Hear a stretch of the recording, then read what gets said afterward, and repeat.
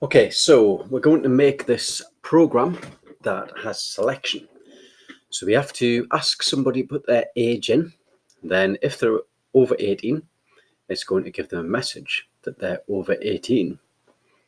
And if they're not, it's going to say that they're under 18. So ignore for a minute the fact that they would probably know this information already. We're going to get the program to tell them. So if I just go to Trinket, I've already started making this program here using things that we've already used before. So we've got the variable age, which equals input. Please enter your age. Now just think for a minute, what is wrong with this line? What is it missing? It'll work, so if I run it, it does ask for the age. You can type it in. But what's missing? Hopefully you've realized that it's missing the bit that tells the program that it's an integer, a whole number. Otherwise it's going to think that it's a string. So there we go, that's fixed. It'll do the same thing, but this time it knows it's an integer. Right, what we now need to do is we've got two routes through this program. If the person is over 18, it's going to give them one message. If they're under 18, it's going to give them a different message. So we start off what's called an if statement. We say if age, which is the variable we've made up here. So if age is equal to, oops, just deleted the age, so let's put that back. Notice there's a double equals there. Don't worry too much about that at this stage, but you need a double equals for this to work. So if the age equals, you could say 18.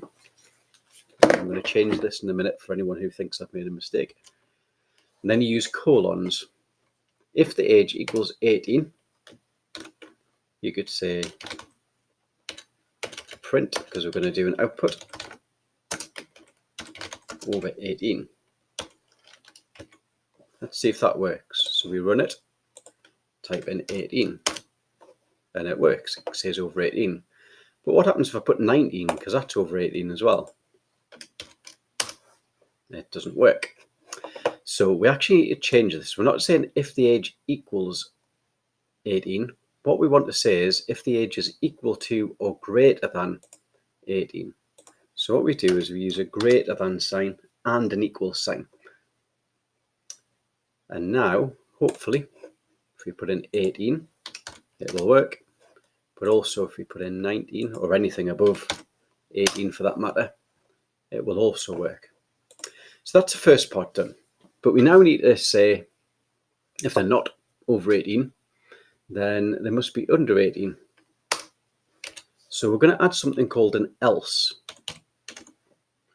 This has to go directly under the if. Notice that I've indented this bit here. So that's indented because that there, an indent is just a couple of spaces, by the way.